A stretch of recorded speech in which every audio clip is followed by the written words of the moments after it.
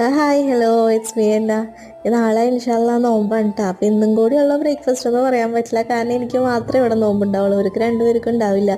ഇനി ഉണ്ടെങ്കിൽ തന്നെ റിച്ചുവിന് ഓൾട്ടർനേറ്റീവ് ആയിട്ട് പിടിപ്പിക്കുള്ളൂ കേട്ടോ, കാരണം എക്സാംസ് സ്കൂളിൽ വരെ ഭയങ്കര ചൂടല്ല. പുറത്ത് പോയി കഴിഞ്ഞാൽ സ്കൂളിൽ പോയി കഴിഞ്ഞാൽ അവർ കളിക്കാണ്ട് വരില്ല. അവർക്ക് നിയർ ബൈ 40 മിനിറ്റ്സിന് മേലെ പ്ലേ ടൈം ഉണ്ട് വൈകുന്നേരം. അപ്പോൾ മീൻസ് ഒരു 3 to 4 ആ ഒരു സമയത്തോളം ഉണ്ട്.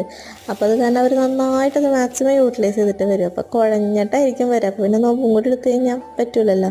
അപ്പോൾ അത് കാരണം ഓൾട്ടർനേറ്റീവായിട്ട് മുടക്കുള്ള ദിവസമൊക്കെ എടുപ്പിക്കുക അങ്ങനെ വിചാരിച്ചിട്ടുണ്ട്. അപ്പോൾ പിന്നെ നോമ്പ് തുറക്കാൻ കാര്യമായിട്ടുള്ള പണികളൊന്നും ഉണ്ടാവില്ല. രാവിലെ നമ്മളിന്ന് പുട്ടും കടലയാണ്ട് വെച്ചത്, വെള്ളക്കടലില്ലേ, അത് വെച്ചിട്ട് കടലക്കറി വെച്ചു. പിന്നെ ഉച്ചക്കലേക്ക് ഗീ റൈസും ബീഫ് കറിയും വെച്ചു. തേങ്ങ കൊത്തിട്ടുള്ള ബീഫാണ് കേട്ടോ. ഇതിൻ്റെ റെസിപ്പി ഞാൻ ഓൾറെഡി ചാനലിൽ നല്ല ഡീറ്റെയിൽ ആയിട്ട് അപ്ലോഡ് ചെയ്തിട്ടുണ്ട്. നിങ്ങൾക്ക് താല്പര്യം ഉണ്ടെങ്കിൽ ഫ്രീ അത് ട്രൈ ചെയ്ത് നോക്കിക്കോളൂ. അപ്പോൾ ബൈ, ഇറ്റ്സ് മീ എന്നാ.